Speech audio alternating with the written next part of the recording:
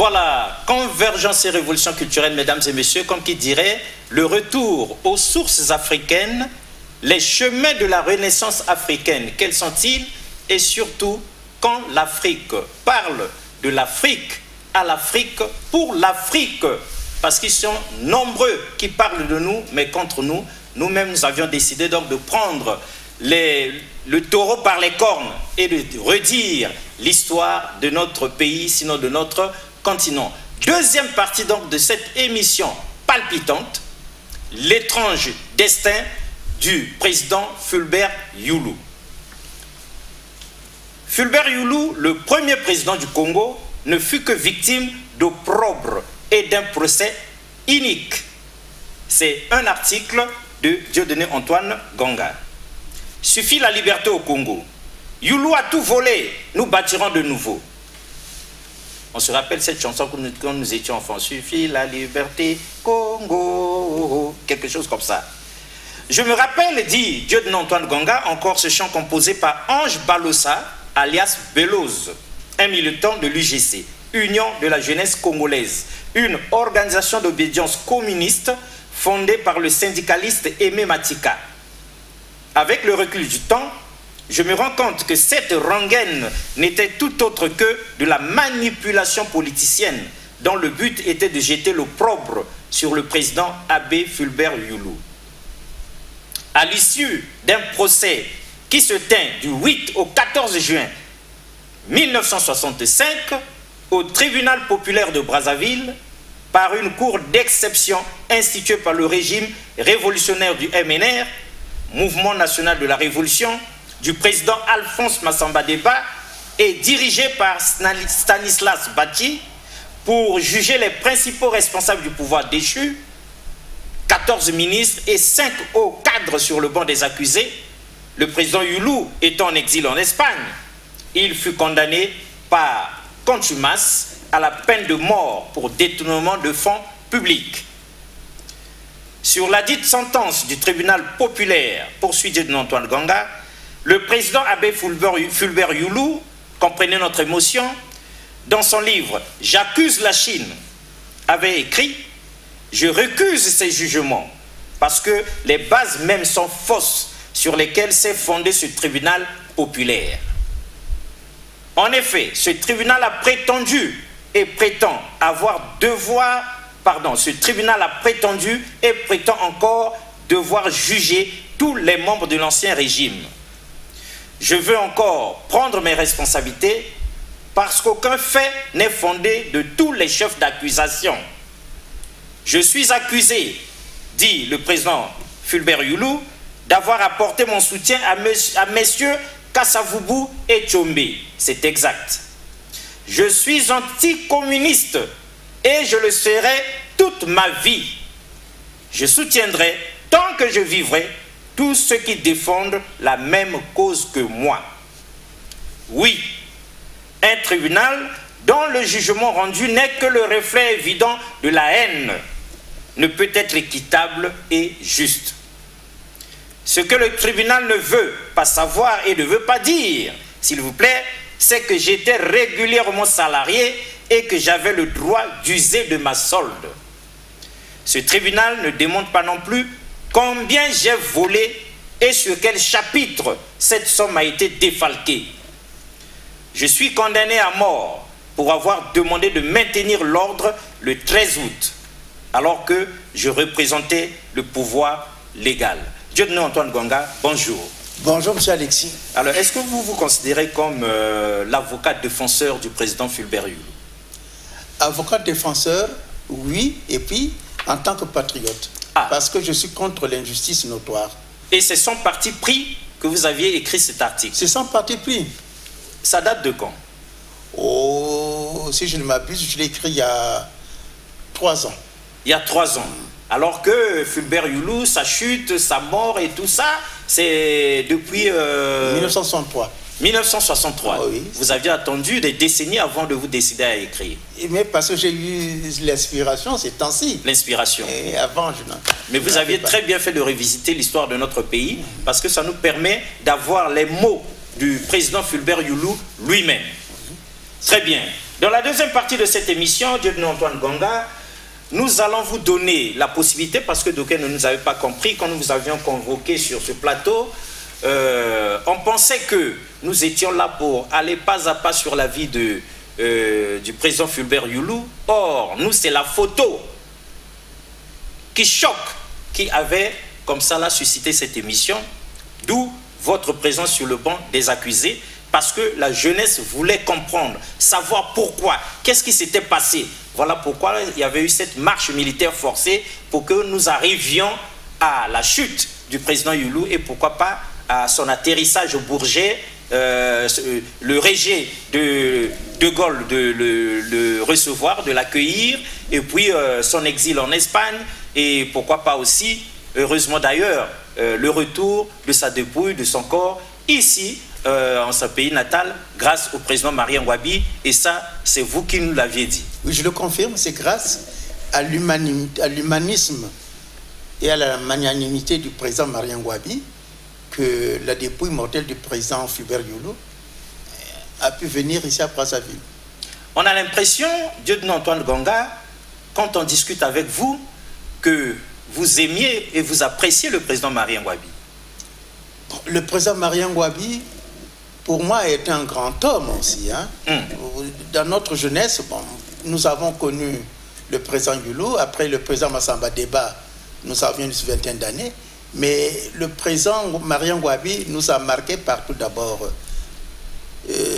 on dirait facilement, non, moi je dirais son humilité. Il était très humble et il abordait facilement les gens. Et il croyait en ce qu'il faisait. Ah. Il a écrit d'ailleurs un livre qui m'avait beaucoup interpellé. Dans ce livre, il parlait de ces maraîchères, là, ces femmes qui cultivaient des champs au bord du fleuve Congo, là, vers l'état-major. Et ça l'avait, lui aussi, ça l'avait beaucoup interpellé quand il voyait ces femmes-là souffrir ainsi. Le président Marien Ngouabi, à mon avis, est un grand homme qui croyait au bien-être du peuple congolais et au bien-être du Congo, mais dans son idéologie marxiste-léniniste. Ah. Il était très marxiste-léniniste, mais il était très humble et ça m'a beaucoup touché parce que c'est cet homme, quand il venait souvent, vous savez, il se promenait souvent à Bakongo, mais quand il venait, ah oui, il allait voir par exemple ces tailleurs qui étaient à Bakongo, qui lui cousaient ce qu'on appelle à l'époque les costumes ministres que le président Bouté avait changé en abakos. Mais quand il venait par exemple à Congo, il s'arrêtait. Il nous voyait, il discutait avec nous. Il discutait avec nous. C'est authentique, c'est sérieux, c'est vérifiable. Mais pourquoi vais-je mentir? Ah non, parce que la jeunesse s'attend à tout avec... Mentir est un péché. Vous savez, je vous surprends. Avec votre génération, on s'attend à tout. Non, non, c'est peut-être votre génération aussi. Ah, attention. La nôtre aussi est dangereuse. Oui, oui. Vous savez, monsieur Alexis, le président Marien Ngouabi, quand il a perpétré son mouvement, son coup d'État qu'on a appelé le mouvement du 31 juillet 1968, il est venu à Bakongo en cortège le même jour. Mouvement insurrectionnel, quelque chose comme ça. Oui. Mais à Bakongo, les gens ont l'applaudi en disant Moïse. Ne dites pas ça. Mais pourquoi mentirais-je? Très bien. L'étrange destin du président Fulbert Yulu aujourd'hui, mais demain, pourquoi pas l'étrange destin du président Marien Ngouabi? Parce que s'il faut revisiter l'histoire pour la jeunesse, nous n'oublierons aucun chef d'État. Est-ce que Dieudonné Antoine Gonga, vous pourrez un jour revenir ici s'il était question de parler de Marien Ngouabi ou bien de Massamba Deba ou de Yombi Opango? Ce que je sais, je peux le dire. Oui, pour que vous disiez ce dont vous aviez été témoin. Oui. Vous le feriez avec la même passion que pour le président Yulu? Mais j'aurais la même passion. Donc il n'y a pas du tribalisme dans ce que vous faites?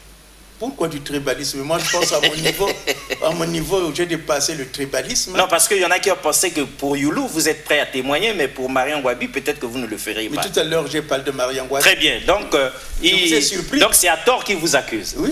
Et vous ne saviez pas, et nous vous avions posé cette question expressément, parce qu'il y en a qui pensent que c'est que pour le pool que vous parlez, c'est que pour mais, monsieur Alexis, les uns et non pour les autres que Dieudonné Antoine Gonga est présent. Monsieur Alexis, je vais vous dire. Tout à l'heure, je vous ai parlé de Mariam Wabi. Oui. Je vous ai dit, quand il est arrivé à Congo, on l'a applaudi en disant Moïse. Ce n'est pas les gars de... Attention, ce sont les gars de Bakongo qui l'ont dit. Ah. Moïse. Et c'est très fort, ça. C'est vrai, ils l'ont dit. Et là-bas, quand ils disent Moïse, c'est Moïse. C'était Moïse pour eux. Très bien. Parce qu'il venait sauver le peuple congolais des affres et des atrocités de la GMNR qui a laissé une mauvaise marque dans notre pays. Un grand plongeon dans l'histoire de notre pays, nous avons l'assurance que Dieudonné Antoine Ganga, il suffit que nous le rappelions sur ce plateau, il viendra pour nous dire ce qu'il sait, sans ajouter autre chose. Voilà. Et ce serait toujours bien que d'autres personnes de cette génération, témoins de l'histoire, puissent se prononcer aussi pour venir demain nous dire quel homme avait été comme ça là, le président Alphonse Massamba Deba, et quel homme, le président Mariam Wabi, quel homme, le président Yombi Opango, encore que quel homme, le président Denis Sassou Nguesso. La jeunesse vit ça en live. Alors, cela dit, revenons à nos moutons. Dieudonné Antoine Ganga, aujourd'hui, nous aimerions que vous puissiez parler un peu plus, donner les détails que les téléspectateurs réclamaient, avant que nous n'entrions dans notre série de questions. Donc, l'abbé, en premier lieu, ensuite l'homme politique, et quel héritage finalement. Alors, si on vous disait l'abbé Fulbert Youlou, pour la postérité, que diriez-vous? L'abbé Fulbert Youlou, il faut reconnaître une chose, qu'il était abbé, il était prêtre au départ. Donc tout le monde est surpris que le premier président du Congo ait été un prêtre. C'est ça. Mais il faut un peu voir la jeunesse de ça. Quand le président Youlou est ordonné prêtre, en 1946, ils étaient 5. Ah. L'abbé Gassongo, qui deviendra évêque. Ça, nous avons entendu ce nom-là. Monseigneur Benoît Gassongo, qui était... Oui, il y a même une avenue quelque part, l'avenue des Chars, qui est devenue Monseigneur Benoît Gassongo. C'est lui le premier évêque congolais du diocèse de Fort-Roussel à l'époque de Wando-Mena. Ah. Il y a eu Monseigneur Mbemba, l'abbé Théophile Mbemba, qui deviendra le premier archevêque de Brazzaville. Il y a eu l'abbé Lulubassou. Il y a eu l'abbé Dangué. Et le 5e, ma mémoire me fait défaut, ils étaient 5. Ils étaient 5. Ils étaient 5. Et parmi les 5, il y a 3 qui sont devenus chefs. Youlou, président de la République, Mbemba, archevêque de Brazzaville, et Gassongo, évêque de Wando. Super. Donc, quand ils sont ordonnés prêtres, l'abbé Fulbert Youlou, tout jeune qu'il est affecté à la paroisse Saint-François d'Assise de Plateau, qui était la première paroisse de Bakongo en sorte. Et cette paroisse était fréquentée par tous les expatriés qui étaient ici, les Mindé Léon. Et au contact de ces gars, il a eu déjà cet appétit de faire la politique. Mais c'est surtout quand il s'est trouvé à Sainte-Anne comme vicaire, où il a rencontré le père Lecomte. C'est le père Lecomte qui l'a initié un peu, qui l'a incité à faire la politique. C'est comme ça qu'il est devenu politicien. C'est tout. Donc après, on sait comment il est arrivé au pouvoir, on vous l'a expliqué, grâce à Yambo, qui est le député de Yambo. Très bien. Maintenant, si on reste sur l'abbé encore un moment, parce que c'est même pas ça le clou, les raisons d'être de notre émission, mais ça vaut la peine que nous ayons ces détails-là. Si on reste encore une minute sur l'abbé, nous avions cru comprendre dans la première partie de cette émission que Fulbert Youlou avait été un abbé pas comme les autres. Un abbé pas comme les autres. Il était un peu... atypique. Peut-être un peu rebelle. Un peu rebelle parce que on l'avait envoyé en punition à Mindouli. Comme je vous l'ai dit, c'est là où il a pu faire la connaissance du président Alphonse Massamba Deba. Et c'est tant mieux pour nous. À quelque chose, malheur est bon. De fil en aiguille, il est devenu président. Il est devenu président de la République. Parce que sans cette rébellion, ce caractère personnel, atypique, sa façon d'être là, certainement qu'il serait resté à sa paroisse là-bas. Et puis, peut-être. On ne parlerait pas de lui aujourd'hui. Oui, mais il a eu la chance d'être premier partout, parce que... Premier partout. Il a été le premier maire congolais. Oui, vous nous aviez dit ça. Oui, premier partout, oui. Premier maire, premier président. Oui, alors, vous voyez. C'est très bien. Exilé. Premier exilé. Ah, ça. et même premier mort en exil. Oui. Voilà, tout ça. Comme on dirait que c'est une tradition, hein. Tous nos présidents meurent en exil. Ah oui, mais l'exil, on peut dire... Le président Youlou, le président Yombi Opango, le président Lissouba. Et... Non, mais puisque vous évoquez ça, vous évoquez ça, donc Youlou, Yombi Opango, Pascal Lissouba, oui. Tous sont morts en exil. En exil, oui. Ah, c'est quelque chose que le Congo devrait regarder de près. Ils sont morts en exil. Voilà, voilà, c'est ça l'histoire. Et nous analyserions tout ça le moment venu. Alors, l'homme politique, par un concours de circonstances, du fait de fréquenter ces prêtres-là, il a le goût de la politique, après il rencontre Massamba Deba, bref, il devient homme politique. Alors, quel homme politique il avait été en 2 mots? Homme politique. Moi, je trouve que c'était un homme politique sincère, altruiste et patriotique. Tribaliste aussi. Non, je pense qu'il n'était pas tribaliste. Vous aviez dit qu'il s'était appuyé sur... non, mais je vais expliquer ça. Sur son ethnie ou bien sur son département. Mais vous savez, monsieur... Oui, dites-nous. Non, monsieur Alexis. Un bon tribaliste, Fulbert. Non, il n'était pas tribaliste. Alors, dites-nous. Je vais vous citer des exemples qui vont vous surprendre. Très bien. Le président Youlou a été l'un des présidents qui était voté, adulé par tout le monde au Congo. Sûr. C'est sûr. Par exemple, Yambo dont je vous parle. Tout le monde au pool ou bien tout le monde dans le pool ou bien au Congo? Je vais citer, laissez-moi le temps de parler. Ah oui, d'accord. Vous savez, le député Yambo dont je parle était de Monseigneur, donc c'était de Monseigneur du même terroir que Lissouba. Mais c'est le cousin de Lissouba, M. Tekese, qui était député de là-bas, et le député Mapingu Basile de Sibiti, qui ont convaincu M. Yambo pour qu'il rejoigne le DDA, ce qui a fait basculer la majorité. Et puis, le président Youlou, quand il est président de la République, il dit, ça c'est authentique, c'est parce que je n'ai pas de document sur moi, il assiste à l'élaboration du budget de 1960-61. Il leur dit, attention, attention, nous donner la part belle aux régions du Nord. Elles ont besoin de cet argent. Authentique. C'est authentique. Vous parlez sous le contrôle des historiens de chez nous?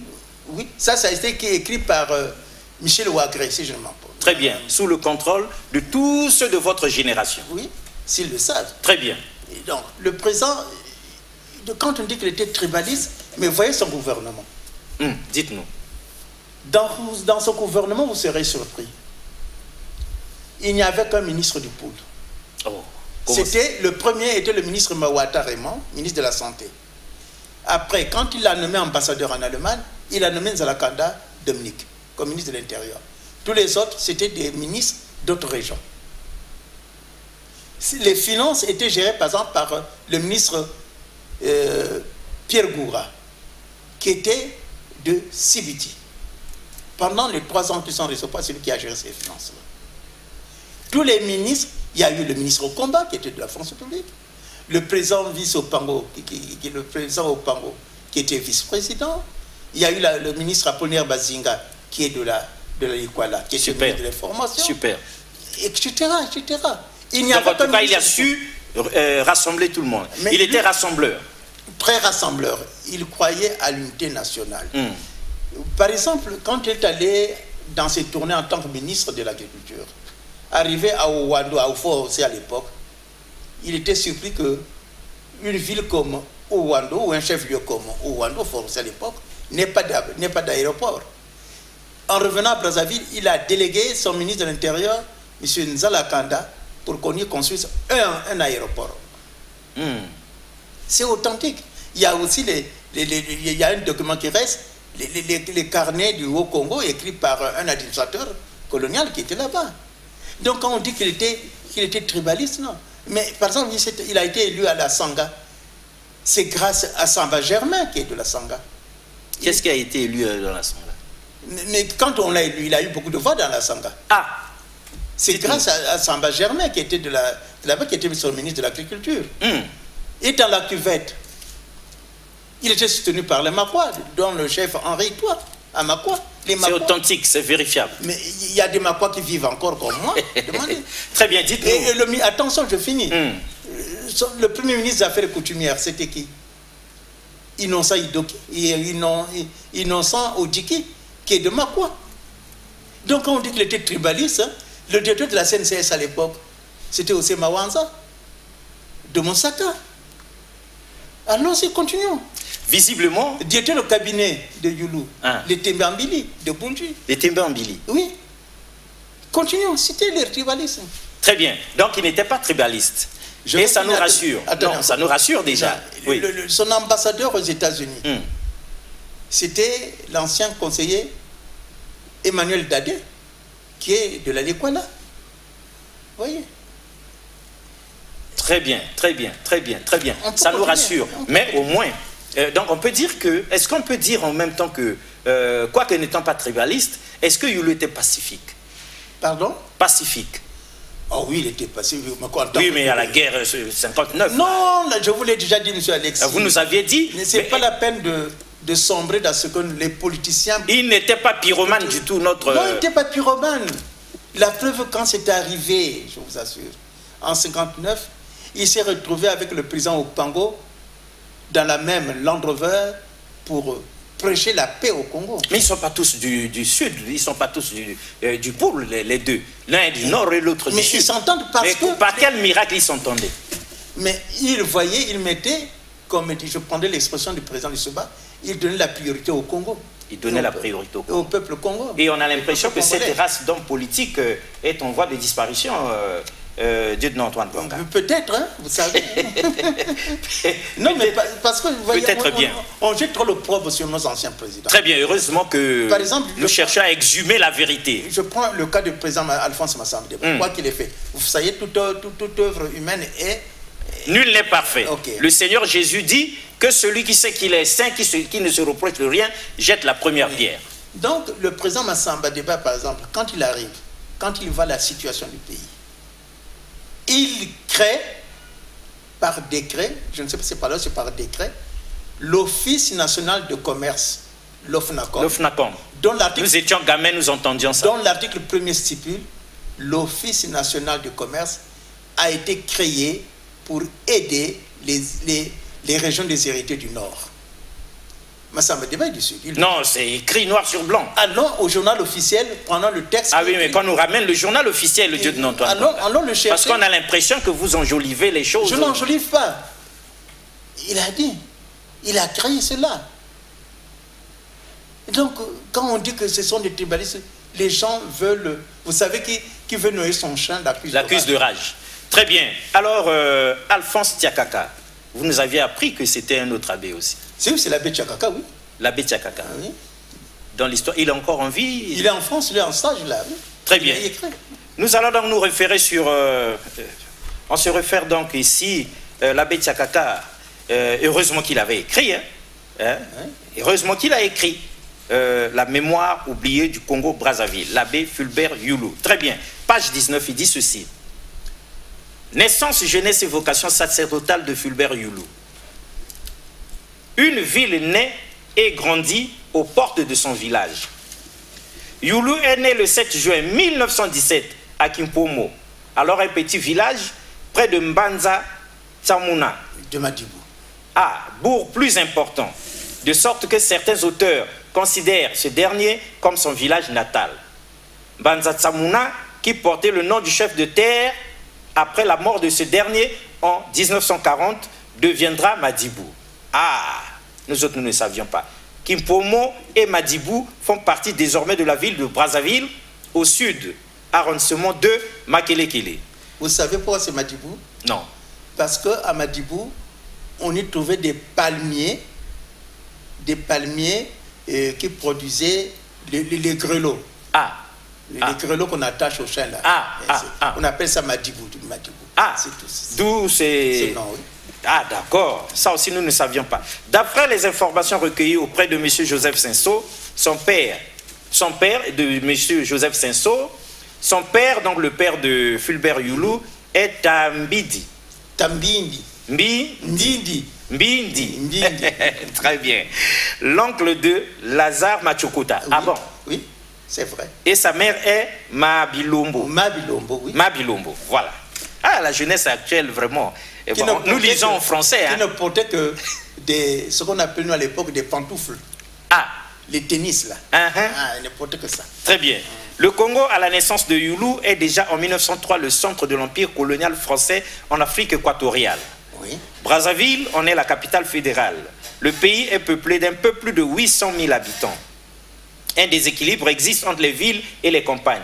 Les villes se réunissent près de 20% de la population totale. Cette population est répartie très inégalement à l'intérieur du pays, comme on peut l'imaginer. D'une part, les 2/3 sont concentrés dans le sud. D'autre part, les villages sont rassemblés le long des lignes de communication, laissant d'immenses territoires entièrement vides d'hommes. La quasi-totalité des populations congolaises relève de la famille Bantou.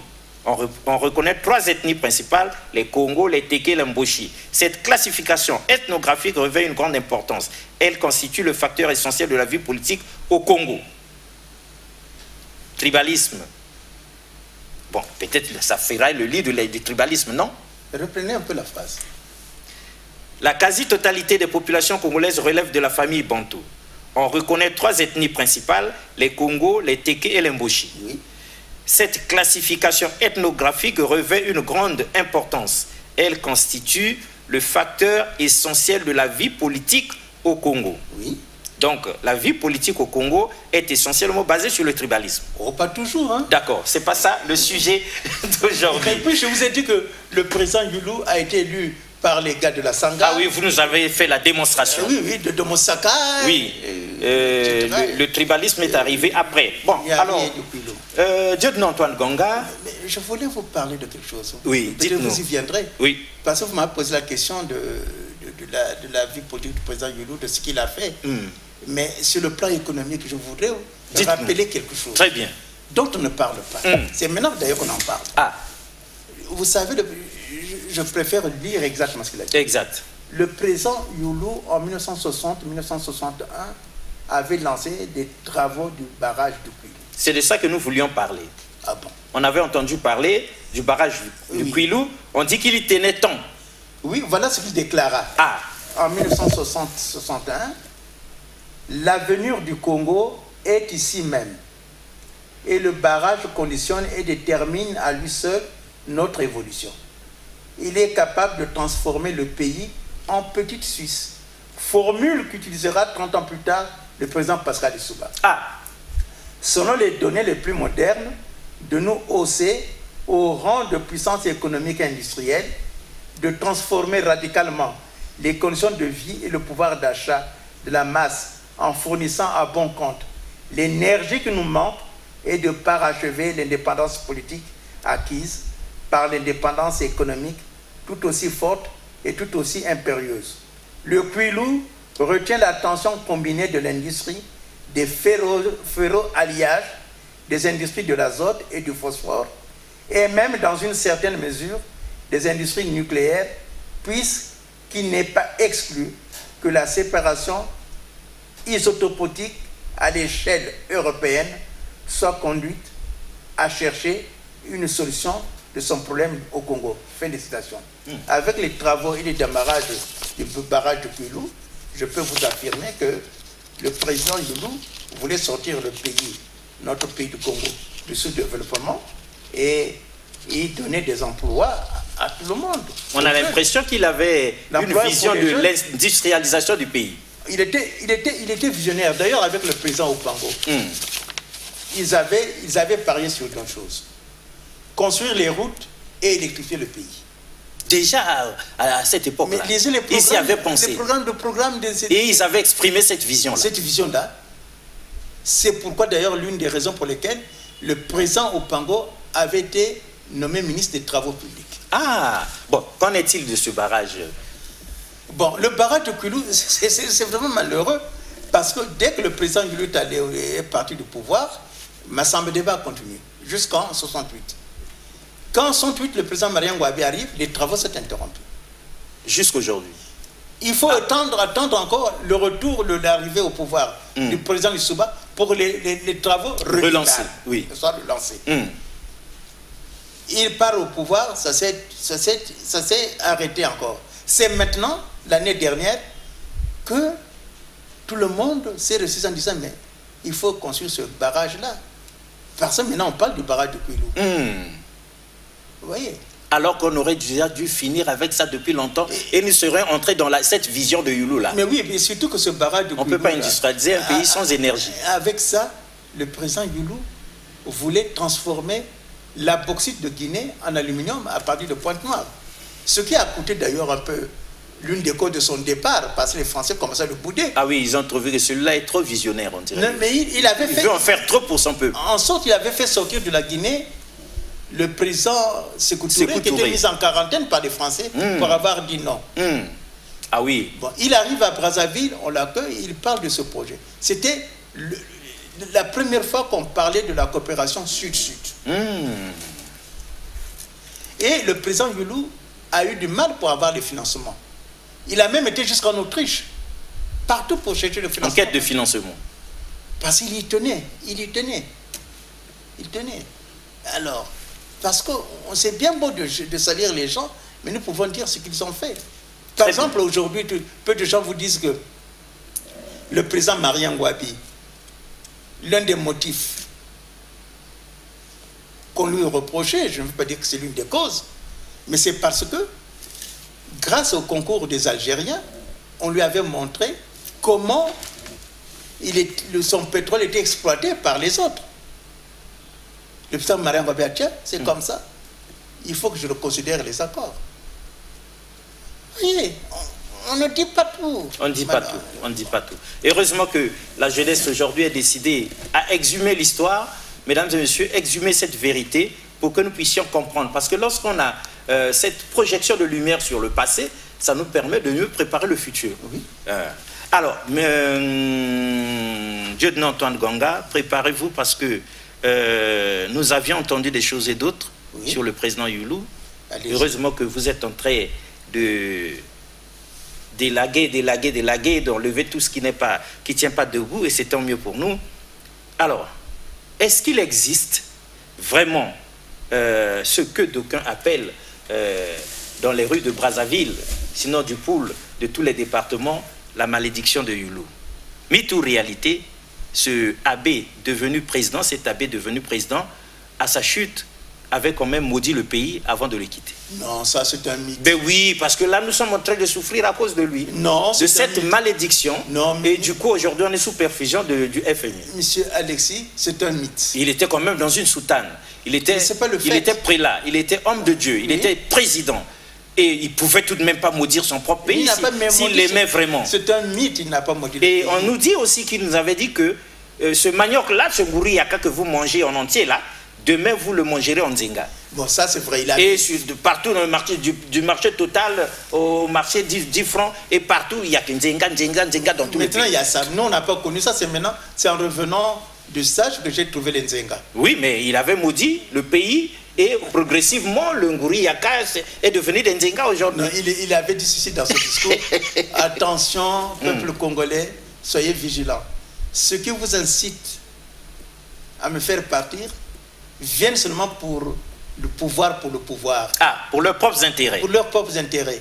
Pas pour votre bien. Non. Ce qu'il leur avait dit, c'est tout. Ah. Mais il faut noter une chose, M. Alexis. Non, mais vous avez reconnu qu'il avait dit qu'on mangera des Nzenga. Bon, j'ai vu les Nzenga, mais c'est lui qui l'avait dit. Bon. Ah non, vous n'êtes pas sûr si c'est vraiment sorti de sa bouche. Il avait seulement attiré l'attention des Congolais que attention. Ce qui venait là, le peuple congolais risquait de connaître beaucoup de déboires. Très bien. La malédiction de Youlou, mythe ou réalité, dites-nous, chers téléspectateurs, s'il y a quelqu'un qui... On a la preuve qui nous l'apporta comme ça, ça va nous faire du bien de savoir. Parce que s'il y a malédiction, et il faudrait qu'il y ait donc exorcisme ou bien quoi là, pour que nous puissions en sortir. Peut-être que ça aiderait le pays. Alors vous nous rassurez au moins quand vous dites que vous n'êtes pas au parfum de cette affaire-là. Alors des questions pour comprendre. Déjà vous aviez dit ça, mais quelqu'un avait posé la question de savoir Opango et Youlou, finalement, quelle complicité?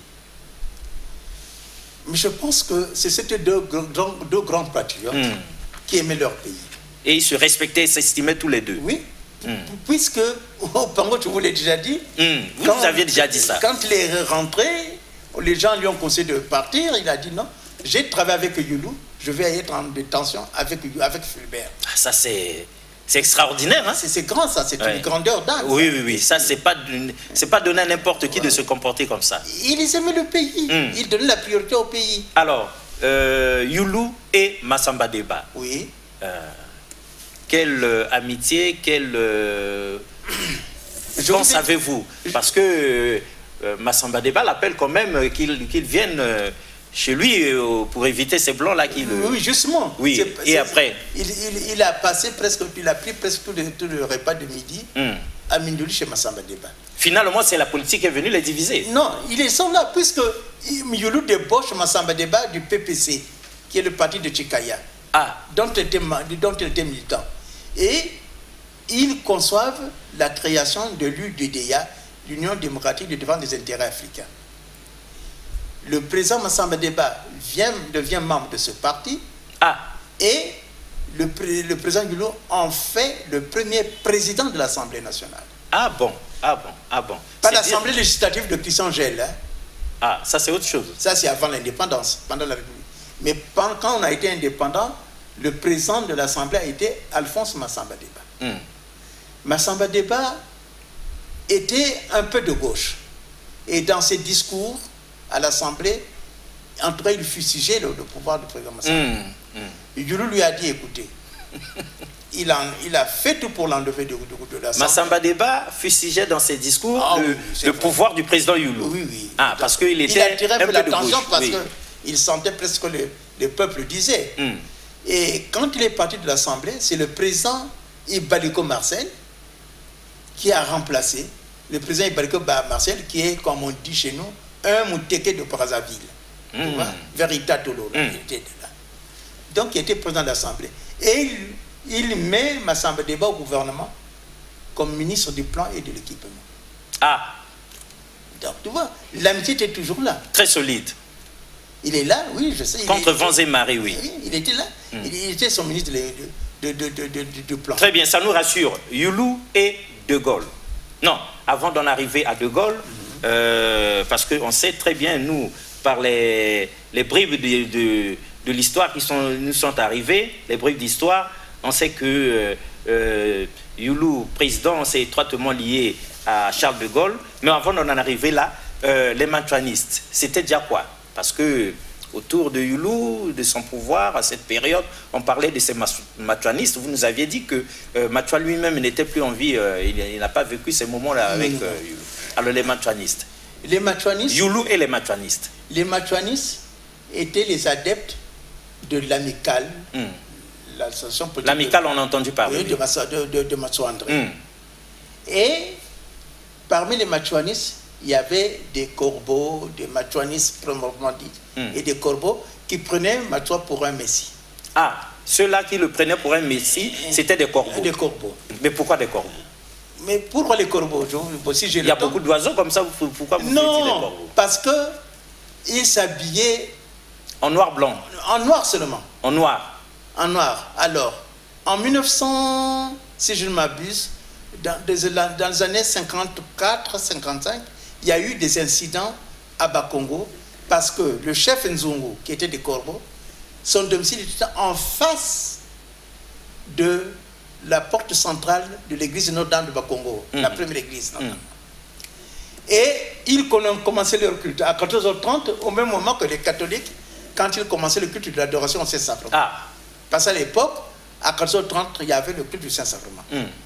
Un jour, le père de le Badizette, qui était de Bakongo, de la paroisse, est sorti fâché.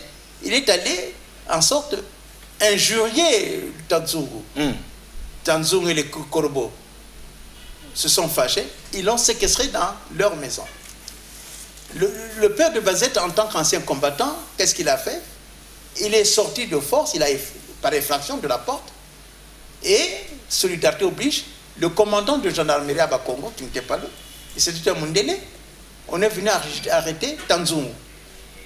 Si vous suivez très bien. On l'a amené au commissariat de Bakongo, là-bas. Et ses adultes ont dit, on ne peut pas laisser le chef aller tout seul. On va y aller. Ils sont venus en bande, ils étaient tous habillés de noir. Habillés de noir. Et quand ils arrivent, le gendarme français dit, tiens, mais ils sont comme des corbeaux. C'est parti de là. C'est parti de là. Très bien. Alors, parce qu'il y avait aussi une autre section de matouanistes qui portaient rien que le kaki. Ah, il y avait aussi les matouanistes qui ne portaient que du kaki. Mais les relations entre Machoua et quoi, les matouanistes et Youlou, c'était au beau fixe, c'était... Non, c'était pas au beau fixe. Ils s'entendaient pas bien. Parce que pour eux, Youlou, en sorte, appliquait la politique du colonialiste. Ah. Or, les matouanistes étaient foncièrement opposés à la politique coloniale. Ils ne pouvaient pas. On avait entendu les 3 francs, l'histoire des 3 francs. Les 3 francs, ça c'est bien avant. Bien avant, oui, hein, bien avant. Ah, l'époque de Machoua lui-même. Oui, c'était bien avant. Ah. Oui. Mais les matouanistes ne voulaient rien faire. C'est-à-dire, ils ne voulaient pas toucher l'argent de l'État. Nous avons connu des gens, je ne sais pas si vous avez entendu parler d'un matouaniste, Tapapaï à Bakongo. Oui, on entend. Mais celui-là. Sans comprendre. Il était ancien combattant, il a refusé de percevoir sa pension. Pour lui, c'était la pension du colonel. Ah, à ce point-là. Ah, oui, oui, non, non. Donc c'était vraiment de conviction. De conviction. Et quand il est mort, il fallait déclarer son décès à la mairie. Il n'avait aucune pièce d'identité. Ah, parce qu'il refusait même ça. Il refusait tout ça. Pour ne pas dépendre du colon. Du colon. Ah. Et on a trouvé en fouillant une carte d'ancien combattant. C'est à partir de là que nous sommes allés déclarer son décès à la mairie de Bakongo. Très bien. Alors, Youlou est son grand ami De Gaulle. Bon, moi je pense que c'était une amitié à sens unique. À sens unique. De Gaulle, plutôt... C'est Youlou qui aimait. Youlou aimait De Gaulle. Il était très attaché de Gaulle. Puisque la preuve qu'il lui a offert un square de Gaulle à Bakongo. Vraiment. Et qu'il a inauguré le 15 août, le jour de l'indépendance. En plus. Mais oui, vous savez, il y a 2 pans. Le premier pan, c'est là où on a écrit maintenant la place du Rotary Club. Ce qui est faux. Oui, on voit ça. C'est là le premier pan de square de Gaulle. Ah. Il y avait justement le premier buste sculpté par un artiste congolais, Konongo. C'était en bois de fer. Ah, ça se trouvait plutôt là où on a écrit la place du Rotary. Oui. Donc, ce n'est qu'après qu'on a inauguré la 2e place. Et à cette première place, il inaugure le 15 août 1960 devant André Malraux, qui était venu... Ah, André Malraux lui-même, oui. Le président Kasavubu, Moïse Tchombe, qui c'est ça. Il a inauguré cette place-là, parce qu'il tenait vraiment au général de Gaulle. C'était une amitié très affichée. Oui, mais voilà que...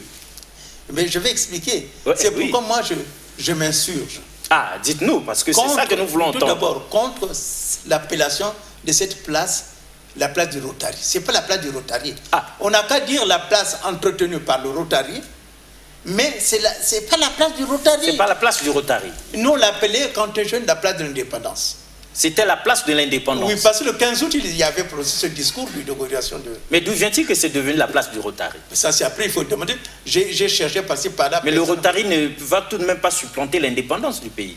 Mais justement, ce que je ne comprends pas. Partout, par exemple, dans les pays comme les États-Unis, il y a des ronds-points. On dit, ce rond-point est entretenu par le Rotary Club. Oui, ou cet ça c'est normal. Est entretenu par le Rotary. Normal. Mais on peut dire, ce square est entretenu par le Rotary Club. Voilà. Mais ce n'est pas la place du Rotary Club. Ce n'est pas la place du Rotary. Alors dites-nous. Donc avec De Gaulle, je ne sais pas ce qui s'est passé. Ce que je dis que c'était un amour, comme dirait Franco, à sens unique. À sens unique. À sens unique. Nous, ce que nous voudrions que tout le monde comprenne ici, c'est que Youlou a dû faire confiance à De Gaulle de la même manière que tous les chefs d'État africains font confiance aux chefs d'État français. Oui, mais la preuve... Voilà, donc il était sûr que, même pour sa chute, De Gaulle serait là, s'il exile, donc De Gaulle serait là. Mais il se trouve qu'il n'a été ni pour empêcher sa chute, ni pour le recevoir une fois en exil. Youlou n'a pas été la première victime. Hein? Ah, dites-nous. Mais le président Bongo est mort où? Ah, mais le président Bongo, il n'est pas mort en France, il est mort ailleurs parce que... Il est mort en Espagne. En Espagne, mais oui, parce que ça ne s'était plus à tuer à toi avec la France. Pourquoi? Pourtant, le président Bongo a beaucoup fait. Pourtant, normalement... Il a beaucoup fait pour les De Gaulle, les Chirac, et les autres. Mais donc, la jeunesse africaine actuelle panafricaniste a raison de décrier, de crier au scandale, de couper ce cordon ombilical, de chercher à ce que nos dirigeants ne dépendent plus de ceux des autres. Mieux vaut compter sur ses propres forces. Exact. Nos frères asiatiques l'ont compris. Depuis longtemps. Comprenez la Chine, la Corée du Sud, la Corée du Nord et tout. Tous ces pays-là comptent sur eux-mêmes. Ils ont des relations avec les autres. Oui, oui. Mais ils comptent d'abord sur eux-mêmes. Parce que De Gaulle avait dit, en relation internationale, il n'y a pas d'amitié. Hein. Il n'y a pas d'amitié. Il n'y a pas d'amitié entre les pays n'ont pas d'amis, ils n'ont que des intérêts. Ils n'ont que les intérêts. Et ce n'est que les Africains qui continuent à penser que ce sont nos amis. Et c'est ce que le professeur Théophile Obenga dit matin, midi, soir. Ce n'est pas nos amis. Ils ne nous aiment pas. Ils ne nous aimeront jamais. Mais le président... Si c'est pour nos richesses, d'accord. Si c'est pour piller ici, d'accord. Mais pour nous aimer, non, ils ne nous aiment pas. Le ministre Obenga, Théophile Obenga, a raison. C'est quand même l'un de nos érudits du Congo, l'un de nos grands philosophes. Mais comment? Il le dit, il a raison. Une véritable bibliothèque. C'est une bibliothèque. Je vous l'ai dit qu'il a fait Mbamou, c'est un aîné pour moi. Il a raison de dire cela. C'est nous qui sommes toujours naïfs. Ben oui, effectivement. Et ça a trop duré, Dieu de Antoine Ganga. On peut comprendre ça des politiques des années 60, mais pas de ceux d'aujourd'hui. On est au 21e siècle. Hein? Et puis, voilà, on est au temps des réseaux sociaux. On est au temps où l'information circule à la seconde. En temps réel, tout le monde est au courant de tout. Hein? Voilà même le président Macron, avec tout le respect qu'on lui doit. Il vient de faire une dernière sortie qui a scandalisé le monde entier. Hein? Je crois qu'on a oublié de nous dire merci. Hein? C'est ce qu'il a dit. Et là, tollé général, levé de bouclier, tous les Africains protestent, y compris Convergence et Révolution culturelle, comme pour dire, ah, non, non, non, la France n'a pas à nous demander de lui dire merci, et Fulbert Youlou. Que dirait-il? Est-ce que Macron n'est pas au courant de cette histoire-là de notre président qui a passé une nuit au Bourget et puis... Ben voilà. Donc, mais vous savez l'histoire, vous connaissez l'histoire... C'est la France qui a oublié de nous demander pardon. Monsieur Alexis, vous connaissez l'histoire entre le président Sankara et le président Mitterrand? Dites, oui, évidemment. Le discours de Sankara, évidemment, au banquet qu'il avait offert, ça a déclenché... C'est ça qui avait signé son arrêt de mort. Et comment? Et alors? Et ça, bon, il y a Kadhafi. Oh, Kadhafi encore, voilà cet exemple. Voilà, donc, mais là, la France a oublié de demander pardon. Non, et ne demandera jamais pardon. Et la France voudrait que nous disions merci. Si ce n'est pas trop nous demander. Alors, Dieu de Antoine Ganga, nous aimerions vraiment que vous vous mettiez dans la peau, qu'on fasse l'autopsie de cette photo qui choque. Un président de la République, un président de la République, un chef d'État, sur un banc comme ça, vraiment la tête sur une de ses valises, l'autre à ses pieds. Nous aimerions nous mettre à la peau, dans la peau de Fulbert Youlou. Alors, Dieu de Antoine Ganga, si on vous donnait cet exercice, essayez de nous redire Fulbert Youlou de sa chute à cette photo-là. Qu'est-ce qui a pu trotter dans sa tête? Qu'est-ce qu'il a pu penser de ses compatriotes? Qu'est-ce qu'il a pu penser de lui-même? Qu'est-ce qu'il a pu penser de la France, de De Gaulle? En fait, qu'est-ce que cet homme peut penser de ses propres frères, peut-être aussi de son église, de la politique, de la jeunesse africaine? Quel message dans la peau de l'abbé Fulbert Youlou? Mais vous savez, M. Alexis, c'est difficile d'être dans la peau de l'abbé Fulbert Youlou. Hein? Pas facile du tout. On ne peut qu'interpréter ce qu'on voit. Mais vous savez, là où il est dans cette banquette-là, à l'aéroport, il doit beaucoup réfléchir. Il ne comprend pas comment son peuple qu'il a élu. Vraiment. Il est abandonné comme ça. Il ne comprend pas que la France, que lui l'a aimé énormément, refuse de l'accueillir. Mais ça fait réfléchir. Tous ceux qui passent là ne savent même pas, si on ne leur dit pas, ils ne peuvent pas savoir que ça là c'est un grand homme. C'est vrai, personne ne saura. Personne ne saura. On pense tout de suite que c'est un SDF. Non mais oui, un SDF, c'est ça le problème. Quand on l'a vu comme ça, sa tête sur une valise. Et est-ce que nous savons si il avait femme et enfant avec lui, ou bien si tout ce beau monde était resté au pays? Bon, là... Est-ce qu'il a eu des enfants Oui. Non, il s'était marié. Le président Youlou a eu des enfants. A eu des enfants. S'il ne s'est pas marié officiellement. Oui, mais est-ce que... marié. Visiblement, bon, c'est l'un des prêtres. Vous savez, il est en résidence surveillée, il s'échappe, il est en exil, c'est sûr que madame et les enfants ne sont pas là. Vous savez que les prêtres, ça dépend. Les prêtres, ceux qui sont pères, c'est-à-dire qui appartiennent à une congrégation, ont 3 vœux. Obéissance, chasteté et obéissance, chasteté et, je pense, pauvreté. Les abbés n'ont que 2. Le vœu de chasteté et le vœu d'obéissance. Ils n'ont pas le vœu de pauvreté. Les abbés peuvent... C'est comme ça qu'ils ont créé, nourri l'Église. Un abbé peut avoir un supermarché. Il peut être entrepreneur et tout ça. Oui. Il peut être riche. Il n'y a pas de mal à ça. Son argent lui revient. Par contre, un père peut être aussi entrepreneur, comme était le père Maurice. Mais l'argent ira à la congrégation. C'est ça la différence. Très bien. Alors, sur cette photo-là, quand nous revenons sur ça, Dieudonné Antoine Ganga, est-ce qu'on peut souhaiter ça à un ancien chef d'État? Non, non, non. Moi, je ne le souhaiterai jamais. Il faut que nous respections ceux qui ont dirigé notre pays. Qu'ils soient chefs d'État, ministres et présidents de l'Assemblée. Il faut les respecter. Parce qu'à un moment donné, ils ont écrit notre histoire. À un moment donné, ils ont écrit notre histoire. Ils ont participé à la construction de l'histoire. Énormément. Énormément. Malheureusement, nous pensons que nous qui arrivons, que ça n'arrive qu'aux autres. Mais ça peut nous arriver aussi. Ça peut nous arriver. Comme dit le dicton, ça n'arrive pas qu'aux autres. Oui, ça peut nous arriver. Donc, aujourd'hui, si j'ai un message à dire, à donner aux autres, attention, avant nous, il y a eu des ministres. Oui, effectivement. Après nous, il y en a d'autres. Après aussi, il y en aura d'autres. Mais... Et il y a des ministres qui naissent en ce moment même à Makelekele, à Talangaï, à Adolphe Cissé, partout. Des futurs ministres. Les futurs ministres, on ne sait pas qui sera ministre. Nous, on ne sait pas qu'on serait ministre un jour. Non, du tout. Donc, aujourd'hui, il faut respecter les anciens.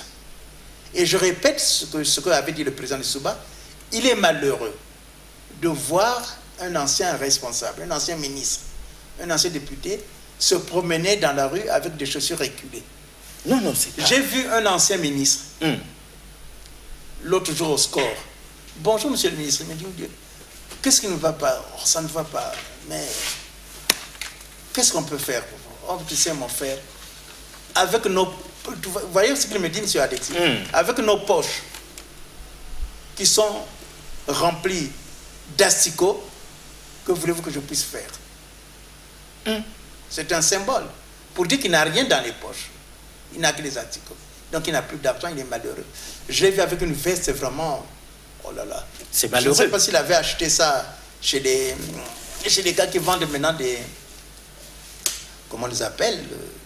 Maintenant, ça pullule dans les rues là. Et j'allais dire des invendus. Oui. Ou bien des secondes mains. Des friperies. Des friperies. Oui. Non, ça m'a fait... Ça fait très mal. Un ancien ministre de l'Éducation nationale. Ça m'a fait mal. Et c'est là où je requiers au président, à la République, de penser à ces gars-là, de leur donner une pension. Ce serait vraiment bien. Oui, il faut qu'ils aient au moins et ce serait normal. C'est quand même... Au lieu d'attendre tout le dernier jour, quand il meurt, pour venir faire... les hommages de la République et tout ça. Des oraisons à la Bossuet, des oraisons funèbres. C'est maintenant qu'ils doivent être respectés. Hommage à titre posthume. Donc il faut respecter tous nos anciens. Eu égard à tout ce que j'ai écrit plus haut, je réaffirme, dit Dieudonné Antoine Ganga, en bon avocat défenseur de l'abbé Fulbert Youlou, je réaffirme que le président abbé Fulbert Youlou, qui était nationaliste et altruiste, n'avait rien volé. Sa devise était « L'engagement politique est au service du bien commun et non de son bien propre ». Quelqu'un dira plus tard, je suis venu pour vous servir et non pour me servir. Mais ça, c'est une autre affaire. À ce propos, en confiant l'élaboration du plan intérimaire aux jeunes ingénieurs agronomes Pascal Lissouba, directeur de l'agriculture et Paul Kaya, parce que Pascal Lissouba était directeur de l'agriculture. Oui, de l'agriculture, de ce qu'on appelle l'agriculture et de zootechnique, quelque chose comme ça. Et donc Paul Kaya, directeur du plan, sous la direction de M. Alphonse Massamba Deba, alors ministre du plan, il leur dit, hein, c'est l'abbé Fulbert Youlou qui parle, vous devez connaître le pays. Vous irez dans chaque village, dans chaque ville. Vous prouverez comment et en quoi l'agriculture et l'élevage portent le bien-être et le développement. Il avait vraiment dit. C'est vrai, il avait dit. Mais est-ce que c'est vrai que l'agriculture et l'élevage portent vraiment le développement d'un pays? Mais évidemment. Évidemment. Voilà pourquoi aujourd'hui... Quand vous avez ça, vous n'importerez plus comment vous appelez pas, des poulets. Des cuisses de poulet, toutes ces choses-là, des congelés, toutes ces choses-là qui nous occasionnent beaucoup de maladies. Quand nous, on voulait manger du poulet... À votre époque? Quand on voulait manger du poulet, les parents achetaient du poulet au marché. Vous mangiez bio? Bio. Donc, si nous avions appliqué cette grande vision du président Fulbert Youlou, le Congo serait devenu certainement la petite Suisse dont il rêvait. Mais vous savez, en 1968, on était le pays le plus industrialisé de l'Afrique centrale. Ah. Ah oui. En 1968. Oui, oui. Donc, ce n'était pas utopique. Non, c'était vrai. Mais par exemple, on avait l'ONCPA, qu'est-ce qu'il est devenu? Ce sont des questions que nous devons nous poser.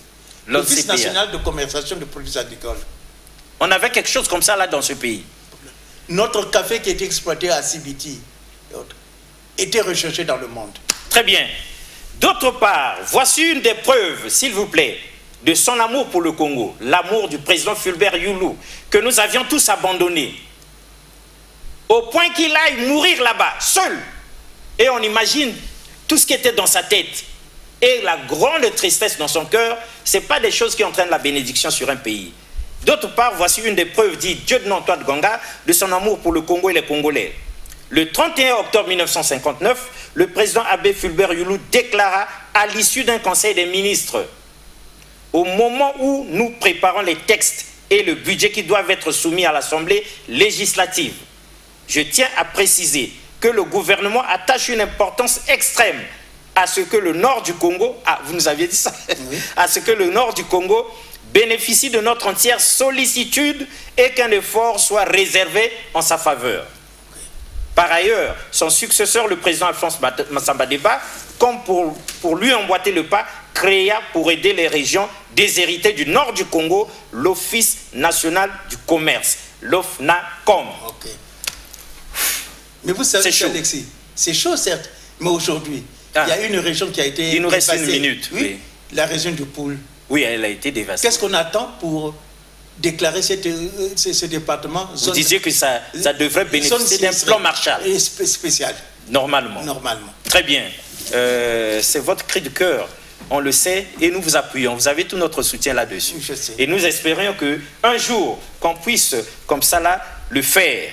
C'était donc avec plaisir, mesdames et messieurs, cette émission spéciale, la deuxième et dernière partie de cette émission spéciale consacrée au président Abbé Fulbert Youlou, l'étrange destin du président Fulbert Youlou. Avec cette pensée du jour, quand nous voyons cette photo qui nous a brisé le cœur en 1000 morceaux, qui nous a meurtri profondément, plus jamais ça. Au revoir et à la prochaine. Merci beaucoup une fois de plus.